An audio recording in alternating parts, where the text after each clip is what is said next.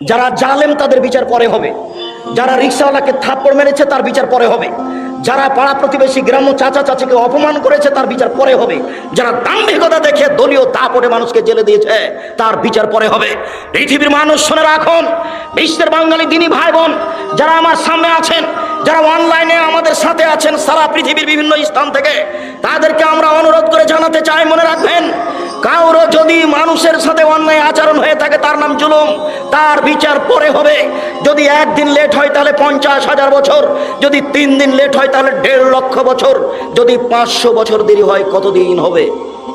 খুব সাবধান। বিচারের সময়সীমা ভালো মানুষের জন্য কয় মিনিট? 5-7 মিনিট, 1 ওয়াক্ত সালাতের সমান। বিচারের মাঠে একটা ভালো মানুষের বিচারের সময়সীমা কতটুকু?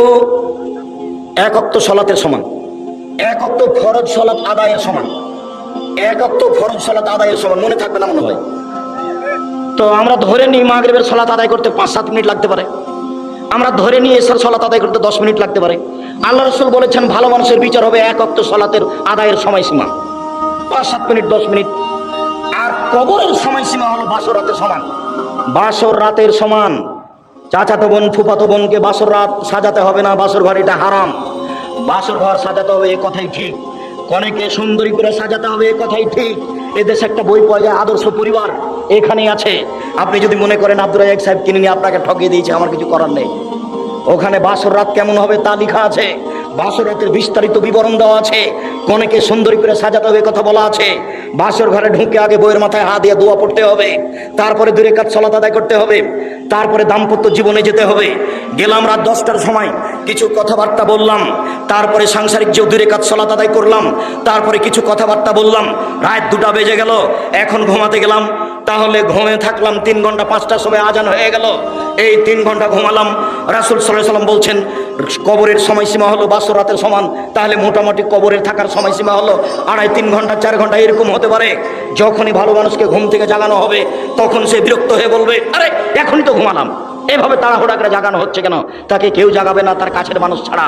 আল্লাহ রাসূল বলছেন নাম কানামাতিল আরুসে, তুমি ঘুমিয়ে যাও বাসর রাতের ঘুমানোর মতো, তুমি ঘুমিয়ে যাও বাসর রাতের ঘুমানোর মতো।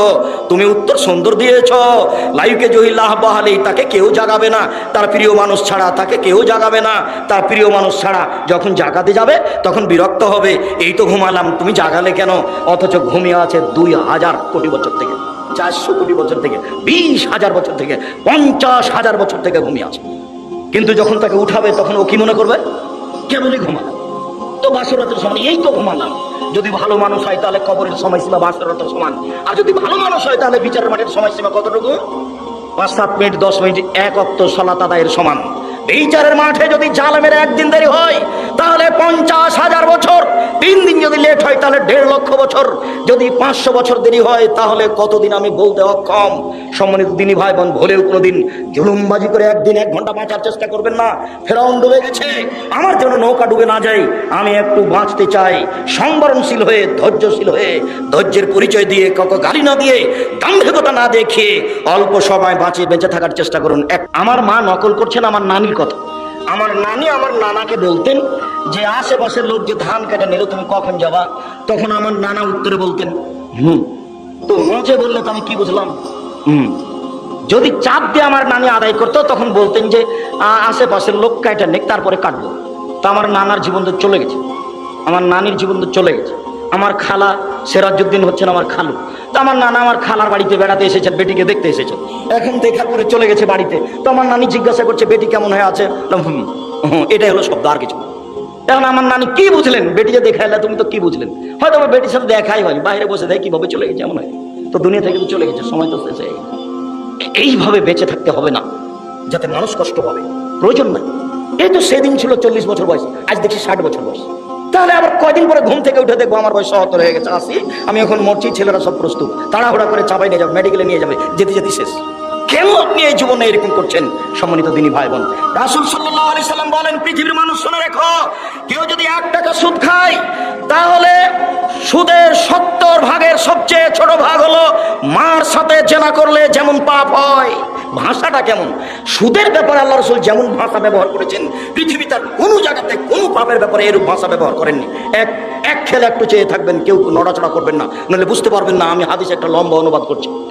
এই সুদ দেখাতে গিয়ে সমর ইবনে জুনদুব রাদিয়াল্লাহু তাআলা আনহু বলেন, রাসূল সাল্লাল্লাহু আলাইহি সাল্লাম একদা ফজরের সালাত আদায় করে আমাদের মুখামুখি হয়ে বললেন, হাল রাআহাদুকুম মিনকুম আর-রুয়া, সঙ্গী সাথে তোমরা গত রাতে কোনো স্বপ্নে কিছু দেখেছো? কুলনা না, আমরা বললাম জি না, আমরা আজ রাতে স্বপ্নে কিছু দেখিনি। তিনি বললেন, ইন্নী রাআইতুল লাইলাতা রাজুলাইনি, আমি গত রাতে দুইজন লোককে দেখলাম, ফাতায়ানি, তারা দুজন আমার কাছে আসলো, ফাঁকা যাবে দাইয়া, তারা আমার দুই হাত ধরে আমাকে টেনে নিয়ে যেতে লাগলো বাইতুল মুকাদ্দাসের দিকে। টেনে নিয়ে যেতে যেতে দেখলাম একটা লোক বসে আছে, একটা লোক দাঁড়িয়ে আছে, তার হাতে একটা লোহার বাঁকা লাঠি আছে। লোহার বাঁকা লাঠিটা তার মুখের ডান দিক দিয়ে ঢুকিয়ে দিচ্ছে, ফেলে বাম দিকে নিয়ে যাচ্ছে, আবার তার বাম দিকে লাগাচ্ছে, আবার মুখটা ফেলে পিছন দিকে নিয়ে যাচ্ছে। বাম দিক ফেলে ফেলতে না ফেলতেই বাম দিক আবার ঠিক হয়ে গেছে। যতবার এরকম করছে অপর দিক ঠিক হয়ে যাচ্ছে। আমি বললাম, জিবরাইল মা হাজা, একই কথা। তারা দুজন বলেন, ইনতালেক, চলতে থাকেন। ফানতালেক না, কিছু না বলে চলতে থাকলাম। চলতে চলতে দেখি একটা রাজুল, একটা মানুষ শুয়ে আছে, পাশে একটা লোক দাঁড়িয়ে আছে, তার হাতে একটা পাথর আছে। ফাজারা বাহু দাদা হাল হাজারো ফান্তালাকা ইলাইহি, তার মাথার উপরে মাংছে জোরে পাথরের বাড়ি, মাথাটা ভেঙে একবারে ছাতু ছাতু হয়ে যাচ্ছে, পাথর ছিটকে দূরে চলে যাচ্ছে। সে পাথর নিয়ে আসতে যাচ্ছে, আনতে নানতে দেখে মাথা ঠিক হয়ে গেছে, আবার মারছে, আবার পাথরটা চলে যাচ্ছে ওইদিকে, আবার নিয়ে আসছে। আমি বললাম, মা হাজা, একই দৃশ্য। তারা দুজন বলেন, ইনতালেক, চলতে থাকেন। কিছু না বলে আমি চলতে থাকলাম। চলতে চলতে চলে আসলাম একটা গর্তের কাছে। আলা হুসাইকুন আসফালু আছে, সেই গর্তের উপর দিক সংকীর্ণ, নিচের দিক প্রশস্ত। ওই তন্দুরি রুটি যে চুলাতে বানায় সেরকম। তার ভিতরে দেখি দাদা দাদা দাদা করে আগুন জ্বলছে। ইত্তাফাউ, যখন আগুনটা জোরে জ্বলে উঠছে তখন ওর ভিতরে যা কিছু হচ্ছে সব উপরে চলে যাচ্ছে, মনে হচ্ছে যেন বের হয়ে পড়ে যাবে। ফাইজা খামেদাত রাজাউ ফিহা, যখন আগুনটা একটু কমে যাচ্ছে তখন সব ভিতরে চলে যাচ্ছে। ফাইজা নিসা মুরাতুন, দেখি উলঙ্গ অবস্থায় পুরুষ আর নারী জমা হয়ে দাদা দাদা করে উপরে উঠে যাচ্ছে, আবার নিচে নামছে, আবার উঠে উপর চলে যাচ্ছে। দুইজন জমা ধরে আছে, তাদের পরনে কোনো কাপড় নাই। দৃশ্য দেখে অবাক হয়ে গেলাম। আমি বললাম, মা হাজা, জিবরাইল, কি দৃশ্য কালা। তারা দুজন আমাকে কিছু বললেন না, ইনতালেক, চলতে থাকলেন। আমিও বললেন চলেন, আমিও চলতে থাকলাম।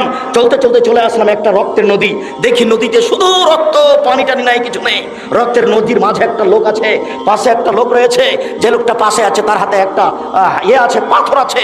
যতবার রক্তের নদী থেকে লোকটা উঠতে চাচ্ছে ততবার পাশ থেকে মেরে তার মুখকে ভেঙে চুর করে দিচ্ছে, চুরমার করে দিচ্ছে। ও ভিতরে চলে যাচ্ছে, আবার আসার চেষ্টা করছে, আবার পাথর মারছে। আমি বললাম, একই দৃশ্য। তারা দুজন বললেন, ইনতালেক, চলতে থাকেন। আমি আর কিছু না বলে চলতে থাকলাম। চলতে চলতে চলে আসলাম একটা বাগানে। সেই বাগান দেখি খুব সুন্দর বাগান, অফিয়া সাজারাত নাজিমা। বাগানে দেখি একটা খুব বিরাট গাছ। সেই গাছের পাশে দেখছি একটা বৃদ্ধ মানুষ হেলান দিয়ে বসে আছেন। দেখি একটা দূরে একটা লোক, তার হাতে একটা লোহার লাঠি আছে। ইকুদুন নারা, ও আগুনকে এভাবে লোহার লাঠি দিয়ে উত্তেজিত করছে। ফাসায়দা বিয়া সাজারা, তারা দুজন আমাকে ধরে গাছের উপর দিকে নিয়ে চলে গেলেন। মাঝামাঝি দিকে একটা ঘরে ঢুকে দিলেন। আরে গাছের মাঝামাঝিতে ঘর, এত সুন্দর দামি ঝকঝকে ঘর, ঝকঝকে ঘর আমি জীবনে কোনোদিন দেখিনি। সবকিছু দেখলাম। সেখানে দেখি যুবক, যুবতী, পুরুষ, নারী, বৃদ্ধ, সব বৃদ্ধা পরিপূর্ণ হয়ে আছে। তারা দুজন আমাকে সেখান থেকে বের করে নিলেন, আর উপরে নিয়ে গেলেন, আর একটা ঘরে ঢোকালেন। দেখি সেই ঘর আগের ঘরের চেয়ে অনেক উত্তম। সেই ঘরে আছে শুধু যুবক আর বৃদ্ধ মানুষ আছে। এইবার তারা দুজনকে আমি বললাম, এতক্ষণ পর্যন্ত যা কিছু দেখলাম আমাকে বলে দেন। তখন তারা দুজন বলেন, আচ্ছা আচ্ছা ঠিক আছে, সব বলে দিচ্ছি আপনাকে। আপনি কি দেখলেন? ওই যে প্রথমে দেখলেন একটা লোক বসে আছে, তার মুখের ডান দিক দিয়ে লাঠি ঢুকিয়ে ফেড়ে পিছন দিকে নিয়ে যাচ্ছে, বাম দিকে লাঠি ঢুকিয়ে ফেড়ে পিছন দিকে নিয়ে যাচ্ছে। ফারাজুলুন কাযাব, মিথ্যা কথা বলতো। যারা জীবনে মিথ্যে কথা বলবে তাদের এই অবস্থা হবে। যতদিন পর্যন্ত বিচার না হয়েছে এরকম হতে থাকবে। মিথ্যা কথা বললেন কেন? সুলিও হবে না, ফাঁসিও হবে। কেন আপনি মিথ্যা কথা বলতে গেলেন? কেন আপনি মিথ্যা সাক্ষী দিবেন? হাদিস বুখারী মুসলিম এক খেয়ালে চেয়ে থাকবেন, যার মুখ ফেড়ে ফেলা হচ্ছে হলো মিথ্যুক। বিচারের দিন পর্যন্ত এইভাবে তার শাস্তি হতে থাকবে। বিচার হলে কি হবে বুঝে যাচ্ছে, জাহান্নাম হবে, তবে আল্লাহ ভালো জানে।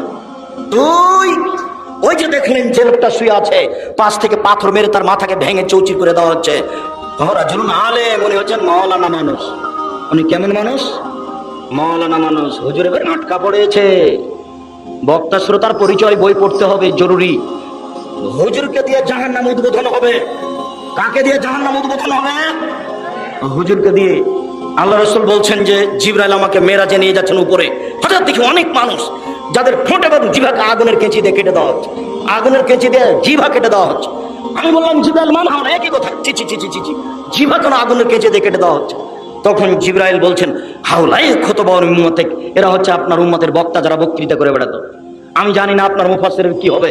আপনার মুফাসসির দিয়ারের মাটিতে এসে 3 ঘন্টা বক্তব্য দিল, তারপরে বলছে এই আয়াতের তাফসীর তো আরো 2 দিন লাগবে। আল্লাহর কসম, ওরকম তাফসীর দুনিয়াতে নেই। আপনি বাস্তব পরীক্ষা করবেন। এই ছেলে, কতদিন থেকে টাকা এভাবে উঠাবো তাফসীর মাহফিলে? বলো যে ভুলে হয়েছে, আর কোনোদিন করবো না। এই ছেলে শোনো, তোমাকে বলছি, বাংলা তাফসীর ইবনে কাসির পাওয়া যায়, সবচেয়ে বড় এবং ব্যাপক। তোমার হুজুরকে বলে দিও সূরা কাহফের 10 নম্বর আয়াত পর্যন্ত তাফসীর করবেন, তারপরে তুমি বাংলা খুলে বসে থাকবা। আল্লাহর রাস্তে তোমার সাথে তার কোনো মিল খাবে না। তোমাকে ফাঁকি দিয়েছে, জাতিকে ফাঁকি দিয়েছে, 20,000 টাকা লস হয়েছে, আবার মুরগির গোস্ত, আবার একটু মনে হয়ে গেলে চোখ গরম। হ্যাঁ, গাড়ি পাঠাননি, আমি দেখে আসছি না। 90 সাল থেকে দেখছি। কতদিন থেকে? 90 সাল থেকে দেখছি। আমি কোনোদিন বলিনি গাড়ি কোথায়, কোনোদিন বলিনি গাড়ি কোথায়, ব্যবস্থাপনা ভালো হয়নি কেন, কোনোদিন বলিনি। বিমানবন্দরে ঢোকে যখন বিমানে উঠতে যায়, তখন যারা নিয়ে যায় তারা বলে আপনি থামেন, আপনি এখানে বসে থাকেন। তো কিছুক্ষণ পরে বলে যে চলে। তার মানে ওই আর সব আমলোক যে গাড়িতে উঠেছে ওকে আমাকে ওখানে উঠতে দিবে না। ওই পার্সোনাল একটা গাড়ি নিয়ে এসেছে, তার নাম ভিআইপি বলছে। আমি ভিআইপি হিসাব করি না কোনোদিন।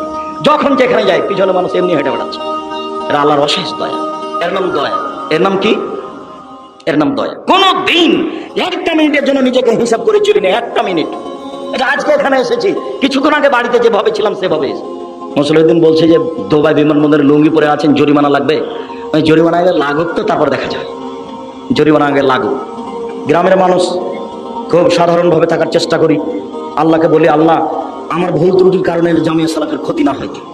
আর একটা বলি, আমি যদি কিছু ইবাদত বান্দেগি করে পার হতে না পারি, তাহলে জনগণ যেসব কোরআন হাদিসের কথা বলেছি ওরা যে মেনে চলছে, ওই দিক দিয়ে একটু বিচার মাঠে পার করে দিও কোনো রকম করে, অন্তত এইটুকু তুমি দাবি রক্ষা করো। এইভাবে বলি আল্লাহকে। নিজে কিছু করে সফল হতে পারবো এমনটা মনে বলে না। সম্মানিত দিনী ভাই বোন, তারপরে আল্লাহ রাসূল বলছেন যে 2 জন বলছেন, ওই যে আপনি দেখলেন যে লোকটা রক্তের নদীতে পড়ে আছে, সে হচ্ছে সুদখোর।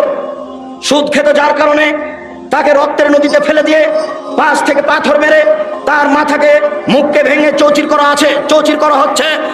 পৃথিবীর দিনী মুসলিম ভাই বোন, সম্মানিত উপস্থিত দিনী ভাই বোন, যারা মিডিয়াতে আমাদের সাথে আছেন, তাদেরকে আমরা অনুরোধ জানিয়ে বলছি, সুদ মহাপাপ, বিনিময় জাহান্নাম।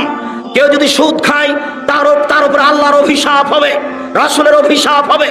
কেউ যদি 1 টাকা সুদ খায় তাহলে 36 বার জেনা করে যত পাপ হবে, 1 টাকা সুদ খেলে তার চেয়ে বেশি পাপ হবে। কেউ যদি সুদ খায়, সুদের পাপের 70টি ভাগ রয়েছে। ছোট ভাগ হলো মার সাথে জেনা করলে যেমন পাপ হয়। কেউ যদি সুদ খায় তাহলে তাকে রক্তের নদীতে ফেলে দিয়ে তার মুখে পাথর মেরে তার মুখকে চৌচির করা হবে। অতদিন পর্যন্ত এর শাস্তি হতে থাকবে যতদিন পর্যন্ত বিচার না হয়েছে। ওই যে দেখলেন বিশাল গাছ, গাছের পাশে একজন বৃদ্ধ মানুষ বসে আছেন, তিনি হচ্ছেন ইব্রাহিম আলাইহিস সালাম। ওই যে একটা লোক দেখলেন যে লোহা হাতে করে আছে, জাহান্নামের আগুনকে উত্তেজিত করছে, উনি হচ্ছেন মালিক ও খাজিনের নারে জাহান্নামের মালিক, তিনি আগুনকে উত্তেজিত করছেন। এই যে আমি আপনার ডান হাত ধরে আছি, আমি হচ্ছি জিবরাইল। এই যে আপনার বাম হাত ধরে আছেন, ইনি হচ্ছেন মিকাইল। আপনি একটু মুখটা আকাশের দিকে করেন। আমি করলাম, আমি দেখলাম সুন্দর একটি ঝকঝকে ঘর। তারা বললেন এটা হচ্ছে আপনার ঘর। আমি বললাম দান হাত খোলো মানজিলি, তাহলে আপনারা 2 জন ছেড়ে দেন, আমি ঘরে ঢুকে যাই। তখন তারা বললেন না না না না না না, আপনার বয়স বাকি আছে। যেদিন আপনার বয়স শেষ হয়ে যাবে সেদিন আতাইতা মানজিলাকা, আপনি আপনার ঘরে চলে আসবেন। হাদিস বুখারী। সম্মানিত দিনী ভাই বোন, আপনাকে আমি সুদের মতো নেককারজনক নোংরা পাপ থেকে বেঁচে থাকার জন্য অনুরোধ জানাচ্ছি। কেউ যদি সুদ খায়, কেউ যদি ঘুষ খায়, কেউ যদি ওসর যাকাত আদায় না করে, তাহলে সে রুজি দিয়ে জাহান্নামে যাবে। শুনুন, সে রুজি দিয়ে তার কোনো ইবাদত কবুল হবে না। ওই যে লোকটা বিদেশে আছে, হাত তুলে দোয়া করছে, হাত তুলে দোয়া কবুল হয়, হাত তুলে দোয়া করছে। আল্লাহ রাসূল বলছেন যে কি করে দোয়া কবুল হবে? তার খাদ্য আছে হারাম, তার পোশাক আছে হারাম, তার পানি হচ্ছে হারাম, তার জীবিকা নির্বাহ হারাম। আন্না ইস্তাজাবু লাহু, তার দোয়া কি করে কবুল হতে পারে? তার দোয়া কবুল হবে না, আপনার কোনো ইবাদত কবুল হবে না। লা ইয়াদখুলুল জান্নাতা জাসাদুন গুযিবিল হারাম, ওই শরীর জান্নাতে যাবে না যে শরীর হারাম উপায়ে বড় হয়। রাসূল সাল্লাল্লাহু আলাইহি ওয়াসাল্লাম বলছেন কুল্লু লাহমিন নাবাতা মিনাস সাওতি কানাতি নারা আওলা বিহি, যে শরীর হারাম উপায়ে বাড়ে তার জন্য জাহান্নাম যথেষ্ট। সম্মানিত দিনী ভাই বোন, সুদ খেয়ে ছেলে মেয়েকে লালন পালন করিয়েন না, ব্যাংক থেকে লোন নিয়ে ছেলে মেয়েকে লালন পালন করিয়েন না। আমি আপনার কাছের ভাই, আমি আপনার দিনী ভাই, আপনাকে বিনীত অনুরোধ জানাচ্ছি।